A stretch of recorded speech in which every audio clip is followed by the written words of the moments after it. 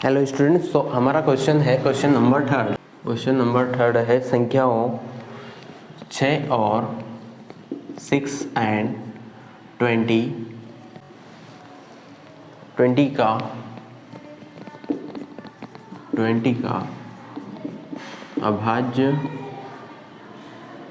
अभाज्य गुणन विधि से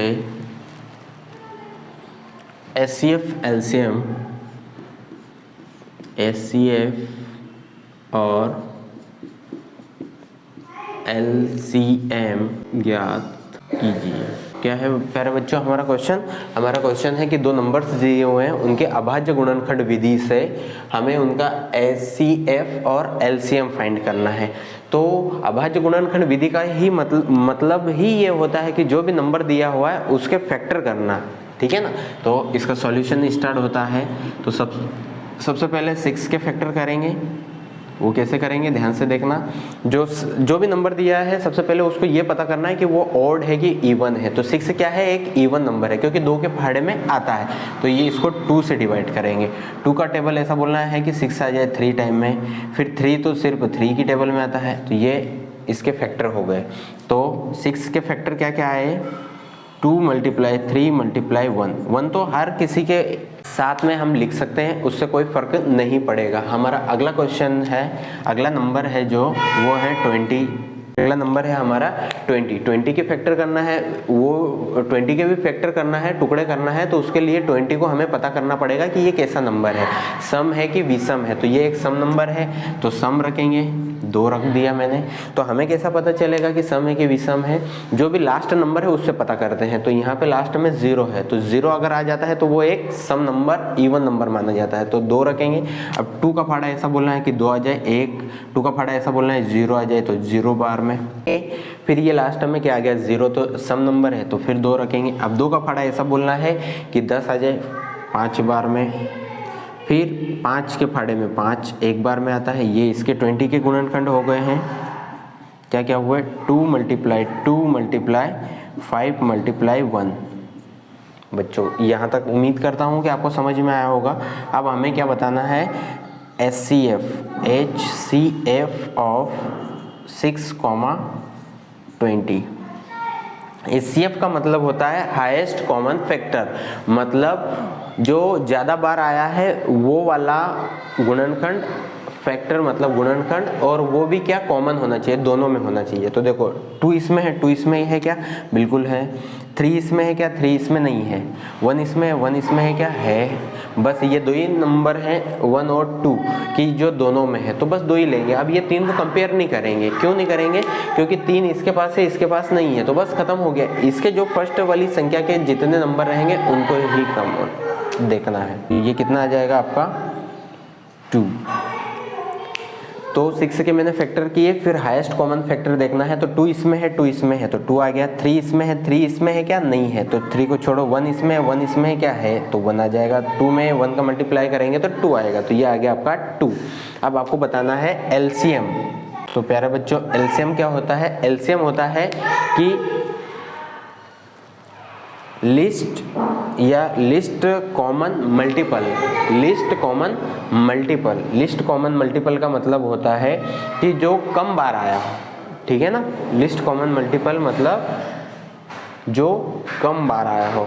तो LCM HCF तो आप लोगों को उम्मीद करता हूँ बच्चों कि HCF आपको समझ में आया कि जो दोनों में है। 2 इसमें है, 2 इसमें है क्या, है, तो कॉमन लिख दिया। 1 इसमें है, 1 इसमें है क्या, लिख दिया।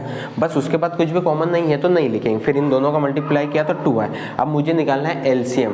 तो LCM क्या होता है बच्चों, LCM होता है सारे फैक्टर लेना है। तो देखो इसके पहले तो 6, 20 का, तो LCM का मतलब होता है सभी को लेना है। तो फर्स्ट वाले तो सभी आ जाएंगे, 2 × 3 × 1 मल्टीप्लाई जो सेकेंड वाला नंबर है उसमें से जो पहले आ गया उसको नहीं लेना है। ये 2 तो ऑलरेडी आ गया तो 2 को नहीं लेंगे। ये 2 आएगा क्या, बिल्कुल आएगा, और 5 आ जाएगा। बस इनका मल्टीप्लाई करो, इन दोनों का मल्टीप्लाई कर लो, पहले इन दोनों का, तो इन दोनों का करेंगे तो 6 आएगा, इन दोनों का करेंगे तो 10 आएगा। अगले स्टेप में इन दोनों का कर लेंगे तो ओवरऑल हमारा आ जाएगा 60। तो ये हमारा आ गया है LCM और ये आ गया है हमारा HCF। उम्मीद करता हूँ कि आपको समझ में आया होगा और हमें ये HCF और LCM ही फाइंड करना था। ठीक है, आगे बढ़िए, एक क्वेश्चन और हम लोग कर लेते हैं।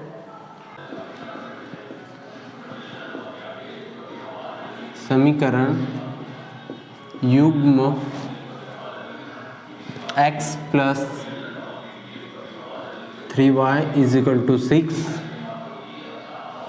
2x minus 3y is equal to 12 को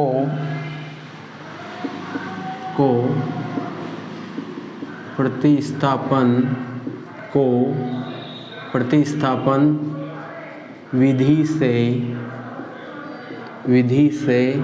हल कीजिए। This is the our question. हमारा क्वेश्चन क्या है, समीकरण युग्म दिया हुआ है और उसको प्रतिस्थापन विधि से हल करना है। तो इसको प्रतिस्थापन विधि क्या होती है? प्रतिस्थापन विधि होती है किसी भी एक इक्वेशन से किसी एक वेरिएबल की वैल्यू निकालेंगे पहले और सेकंड क्वेश्चन में उसको रखेंगे, प्रतिस्थापित करेंगे, मतलब सब्स्टिट्यूट करेंगे, उसमें रखेंगे। तो ध्यान से देखना, इसका सॉल्यूशन स्टार्ट होता है। सबसे पहले तो जो इक्वेशन दी है एज इट इज लिख लो, x plus 3y is equal to 6, 2x minus 3y is equal to 12।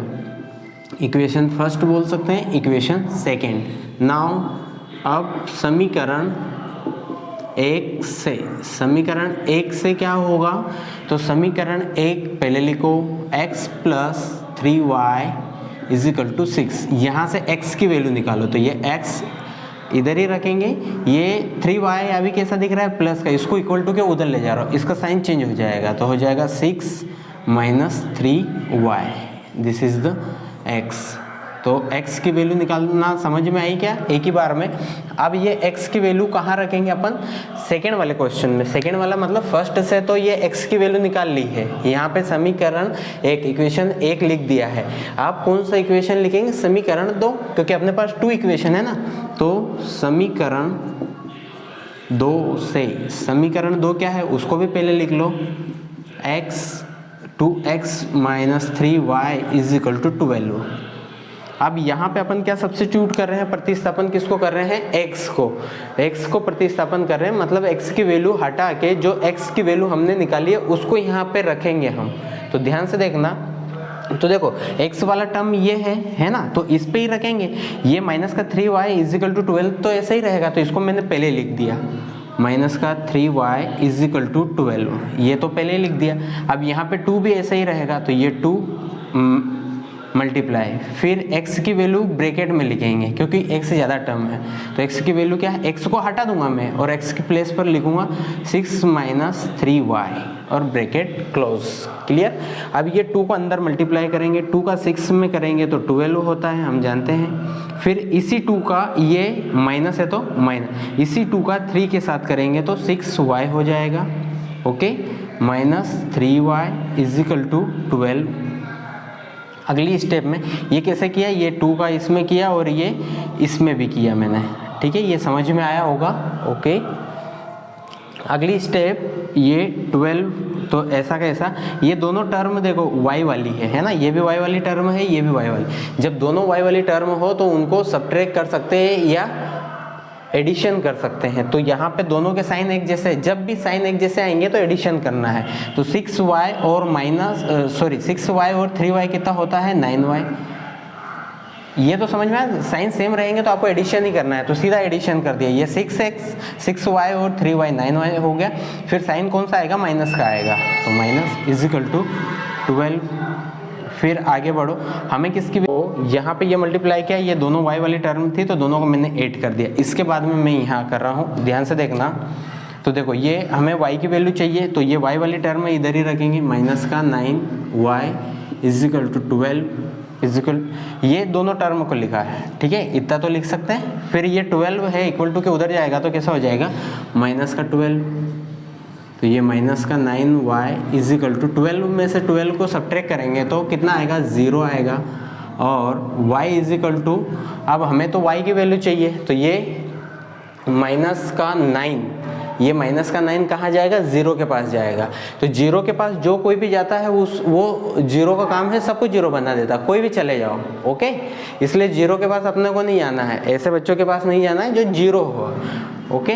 तो ये 9 माइनस का 9 0 के पास जाएगा तो 0 हो जाएगा। तो y की वैल्यू कितनी आ गई है, 0, ओके।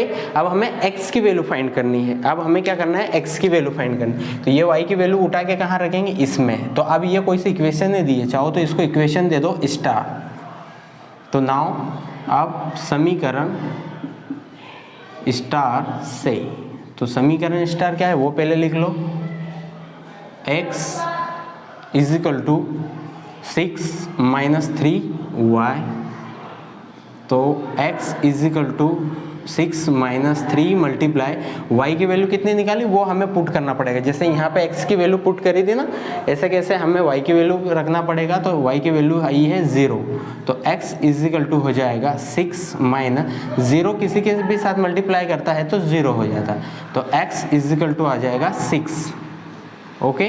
तो यहाँ पे x की वैल्यू भी हमें पता चल गई है 6, बस। तो यही हमारा आंसर था, चाहो तो नीचे लिख देना देयरफॉर या अतः x इज इक्वल टू 6 और y is equal to 0, this is the answer. तो हमारा नेक्स्ट क्वेश्चन है रैखिक समीकरण,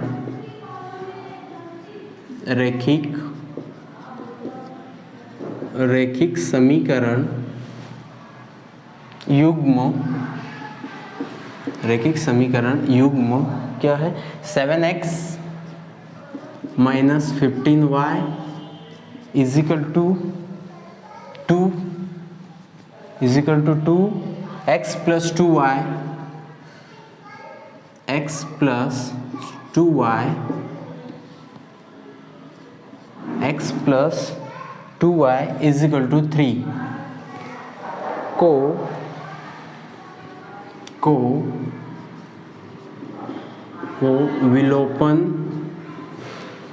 विलोपन विधि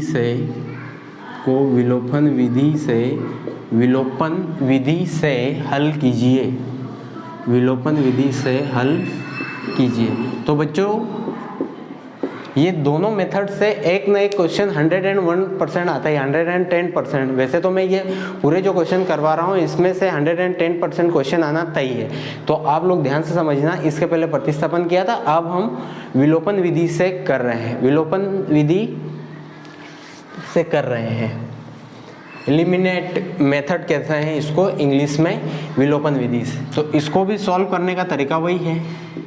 सबसे पहले दोनों समीकरण लिख दो, दोनों इक्वेशन लिख दो। 7x minus 15y is equal to 2, और सेकेंड है x plus 2y is equal to 3। Equation first, equation second, clear.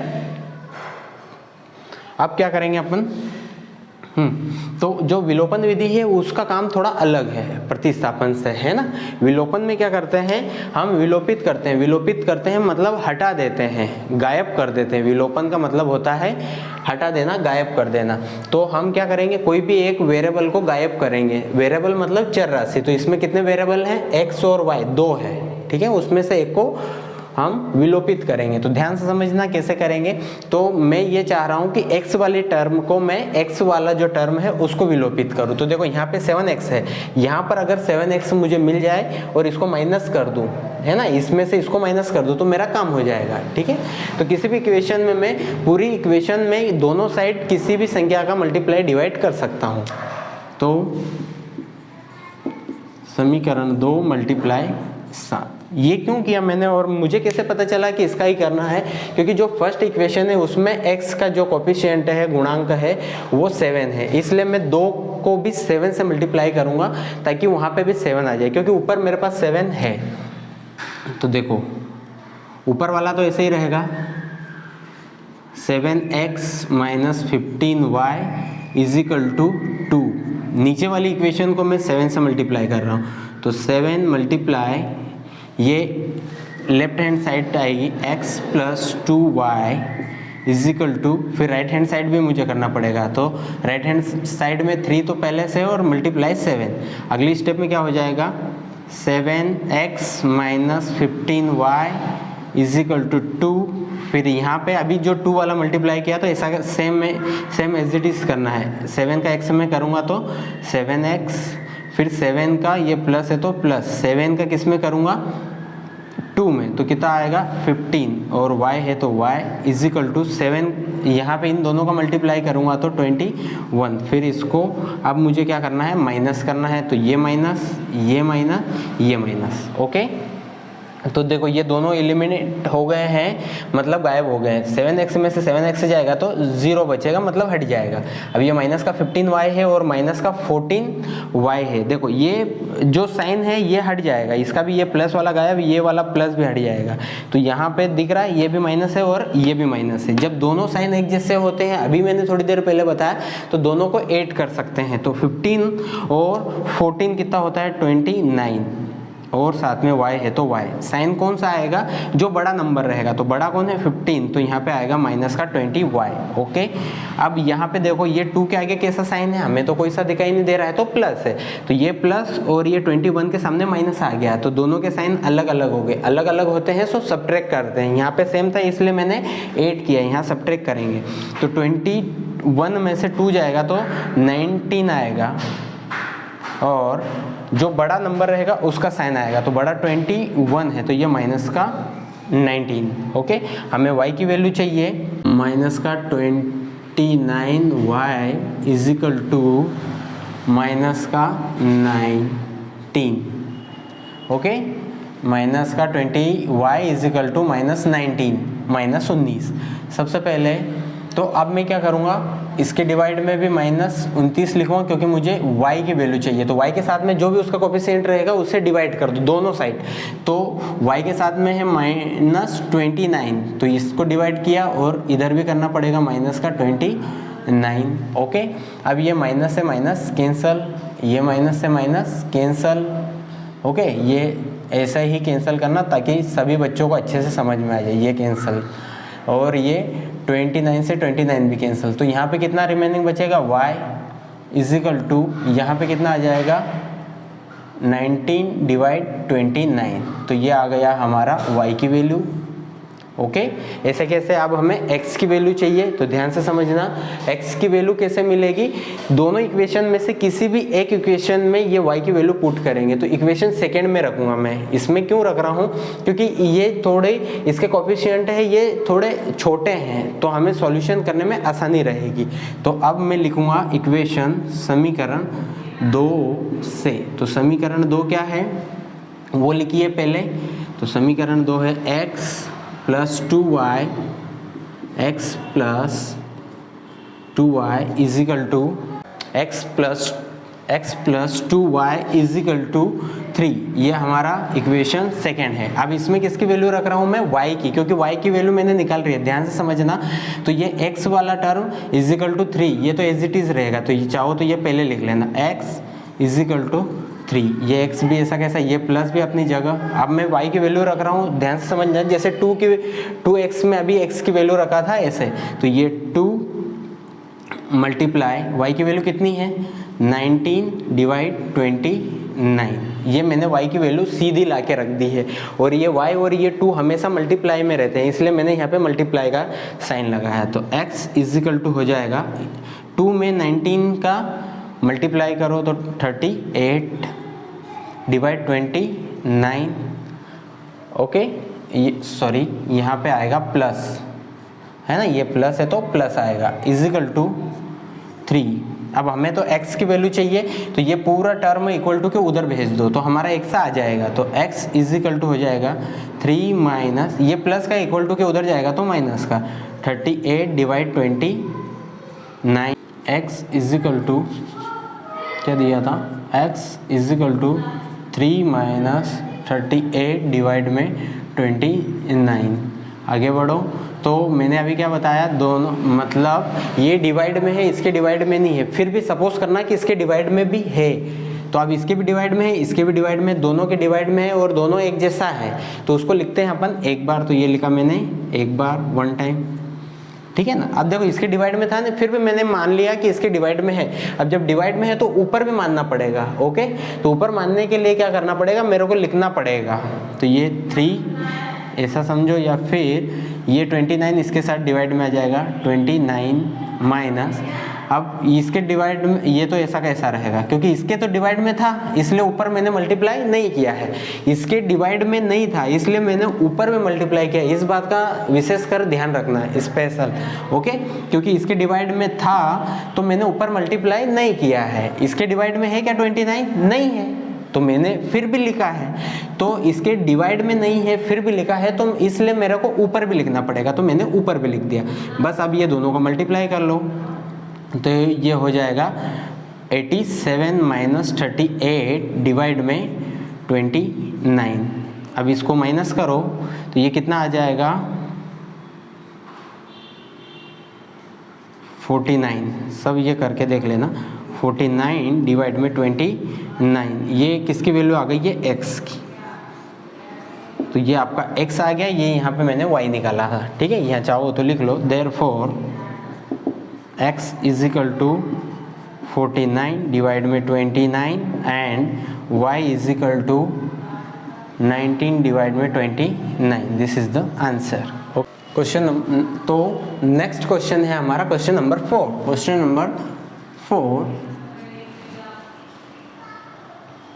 जांच कीजिए कि समीकरण, जांच कीजिए कि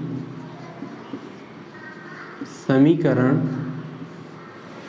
2x minus 1 multiply x minus 3 is equal to x plus 5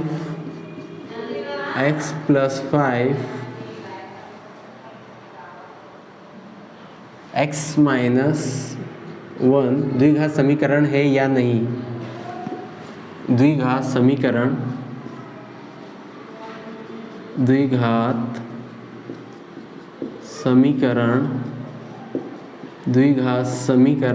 है या नहीं। तो प्यारे बच्चों, हमें क्या जांच करना है, क्या चेक करना है कि ये जो दिया हुआ है, दोनों ब्रैकेट इधर दिए, दो ब्रैकेट उधर, तो इसको सॉल्व करने पर हमें ये देखना है कि क्या द्विघात समीकरण बनेगा या नहीं बनेगा। ओके, तो इसका सॉल्यूशन है। तो प्यारे बच्चों, मैं आपको थोड़ा बता देता हूँ कि जो द्विघात समीकरण होता है उसका जो व्यापक रूप होता है वो किस फॉर्म में होता है। द्विघात समीकरण वो होता है ax² plus bx plus c is equal to 0। इस फॉर्म, ये उसका स्टैंडर्ड फॉर्म होता है द्विघात समीकरण का व्यापक रूप।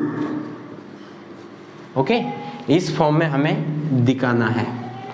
तो प्यारा बच्चों, जो दिए हुए हैं उनको लिख लो पहले। 2x minus 1 bracket 3 x minus 3 and x plus 5 and second bracket है x माइनस 1।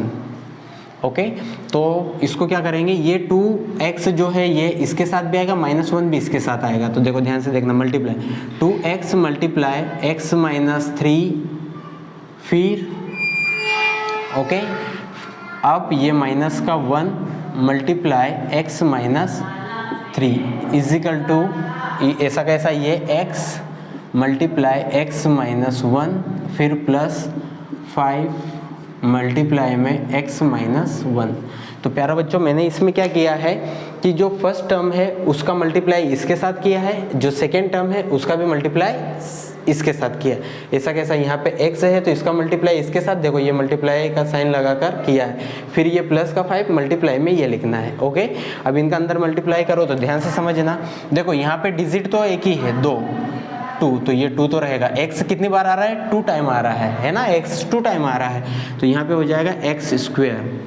उसके बाद में यहाँ पे कितने डिजिट है, ये वाले टर्म का काम तो खत्म हो गया। यहाँ पे 2 भी है और 3 भी है, तो 2 और 3 का मल्टीप्लाई करो, कितना होता है 6, और इसके साथ x है तो x तो आएगा। ओके, तो ये 6 हो गया। अब यहाँ पे साइन कौन सा आएगा, माइनस का। जब भी माइनस अकेला रहे तो माइनस तो लगा ही देना, तो ये लगा दिया। आगे बढ़ो, ये 1 और x का मल्टीप्लाई करेंगे, तो 1 में किसी का भी मल्टीप्लाई करते हैं तो वो जिसका भी मल्टीप्लाई कर रहे हैं वही आएगा। जैसे यहाँ पे 1 में किसका मल्टीप्लाई कर रहा हूँ, x का, तो x आएगा। ओके, तो ये आ गया x। फिर बच्चों साइन अभी मैंने सिखाया कि मल्टीप्लाई में अगर एक माइनस आ रहा है तो वो रहेगा, तो यहाँ पे मल्टीप्लाई में एक माइनस आ रहा है तो रहेगा। ओके, अब ये 1 किसके साथ मल्टीप्लाई करेगा, 3 के साथ, तो 3 में 1 का मल्टीप्लाई सभी को आता है। 3 की टेबल बोलो 1 बार, 3 बन जा 3, तो ये आ गया 3। फिर साइन की बात आती है, तो अभी मैंने सिखाया कि साइन 2 माइनस रहे, एक माइनस रहेगा तो आएगा। तो यहाँ पे देखो एक माइनस था तो आया, यहाँ पे कितने माइनस हो गए, ये भी माइनस और ये भी माइनस, कितने माइनस हो गए, 2 हो गए, 2 माइनस हो गए। तो जब भी 2 माइनस आ जाए मल्टीप्लाई में, ये मल्टीप्लाई करें तो वो क्या हो जाएगा, प्लस। तो यहाँ पे लगाना पड़ेगा मेरे को प्लस इजिकल टू, ध्यान से समझना। फिर आगे बढ़ो, ये x भी है और ये x है, इन दोनों को मल्टीप्लाई करें। जैसे यहाँ पे x और x का किया था ना, तो ऐसा कैसा यहाँ पे भी, तो ये हो जाएगा x²। फिर x का 1 में करेंगे, तो x का 1 में अभी इधर कहीं मैंने दिखाया था x, ये 1 का x में किया तो x आया, तो ऐसा कैसा, ये x 1 के साथ करेगा तो x आएगा। फिर साइन की बात आती है, तो यहाँ पे माइनस है, यहाँ पे माइनस है क्या, नहीं है, एक ही माइनस है तो माइनस आएगा, तो ये माइनस लगा दिया। फिर ये 5 है तो 5 का मल्टीप्लाई x में करेंगे तो कितना हो जाएगा, 5x हो जाएगा। ओके, फिर साइन की बात आती है, तो दोनों के पास में माइनस नहीं है तो माइनस आएगा ही नहीं, फिर क्या आएगा, प्लस आएगा। ओके, अब ये 5 का मल्टीप्लाई किस में करेंगे, 1 में, तो 5 का 1 में करेंगे तो 5 आएगा। पहले डिजिट का कर लिया करो, 5 का 1 में किया तो 5 आया। फिर साइन का मल्टीप्लाई करो, देखो इसके पास प्लस है, इसके पास माइनस है, एक माइनस है तो माइनस आएगा। ओके, आगे बढ़ो। अब x² वालों को पास में करो, फिर x वालों को, और फिर बिना x वालों, क्योंकि अपना जो स्टैंडर्ड फॉर्म है उसमें इक्वल टू कितना आना चाहिए, 0 आना चाहिए, तो इसमें भी 0 अपन बनाने की कोशिश करते हैं। तो देखो ये 2x² एज इट इज, इधर x² हो तो इसके पास में लाओ, इक्वल टू के इधर है ना, तो इस पे तो नहीं है, इक्वल टू के उधर है। इक्वल टू जैसे ही आ गया तो ये एक दरवाजा, मान लो कि एक दरवाजा लगे, दरवाजा कूद के इधर, दरवाजा खोल के इधर आएगा तो उसका साइन चेंज करना पड़ेगा। तो ये इक्वल टू का उधर है, इक्वल टू के इधर आएगा तो इसका साइन चेंज करना पड़ेगा, तो ये हो जाएगा x माइनस का x²। फिर अब मैं लिखूंगा x वाली टर्म, तो एक ये है और एक ये है, तो देखो इन दोनों के साइन कैसे हैं, एक जैसे हैं, तो यहाँ पे तो मल्टीप्लाई नहीं है। बहुत सारे बच्चों को कंफ्यूजन रहता है कि यहाँ पे दोनों माइनस थे तो मैंने प्लस किया, अब यहाँ पे 2 माइनस है तो प्लस क्यों नहीं कर रहा हूँ, ऐसे भी बच्चों के दिमाग में आता होगा और आना भी चाहिए। तो बच्चों, प्यारे बच्चों, तो यहाँ पे देखो, यहाँ पे मल्टीप्लाई का साइन था, दिख रहा है, ये रहा है ना, यहाँ पे कोई मल्टीप्लाई का साइन नहीं है, इसलिए यहाँ पे आपको ऐड करना पड़ेगा, क्योंकि साइन एक जैसे रहते हैं तो हमें ऐड करना पड़ता है, तो इनको ऐड करो। 6x है और यहाँ पे कुछ नहीं है तो 1 है, तो 1x, 6x और 1x 7x होता है, तो यहाँ लिखा 7x। फिर अब बारी आती है साइन की, कि साइन कौन सा लगाए भैया, तो साइन आपको लगाना पड़ेगा जो भी बड़ा डिजिट रहेगा, तो बड़ा कौन है, ये है 6, तो यहाँ पे आ जाएगा माइनस का। क्लियर? ओके, अब अगली स्टेप में इन दोनों को भी सॉल्व करो। ये x² को तो मैं उठा के इधर ले आया हूँ, है ना, ये दोनों x को भी पहले सॉल्व करूंगा, तो ध्यान से समझना।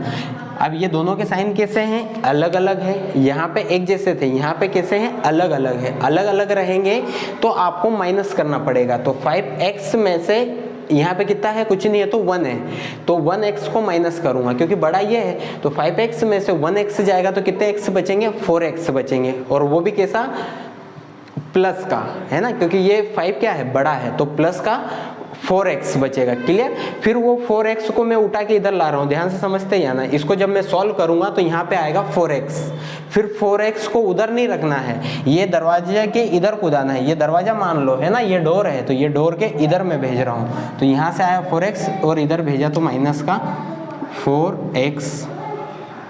ओके, फिर ये 5 यहाँ पे फिर क्या है, बिना x वाला प्लस का 3, ये इसको तो ऐसे ही लिखा, समझ में आ रहा है, या तो एक स्टेप बढ़ा लो, ऐसा समझ में नहीं आता है, तो ये हो जाएगा 2x², ये दोनों x वाले टर्म है तो ये माइनस का 7x और प्लस का 3 इजिकल टू ये x square as it is, ये दोनों एक्स वाली टर्म है और दोनों के साइन अलग अलग है तो सब्ट्रैक्ट करना पड़ेगा, मतलब घटाना पड़ेगा। तो 5x में से एक x जाएगा तो 4x, और बड़ा कौन है 5 है, इसलिए मैंने प्लस का लगाया। ठीक है, यहाँ पे बड़ा कौन था 6 मतलब माइनस का था, इसलिए मैंने माइनस लगाया, और माइनस का 5। अगली स्टेप में देखो ध्यान से, ये देखो 2x स्क्वायर, इसको भी उठा के इधर लाओ तो x स्क्वायर वाले के पास में लिखूंगा। ठीक है ना, तो ये माइनस का x स्क्वायर, उसके बाद में x वाला टर्म लिखना है माइनस का 7x।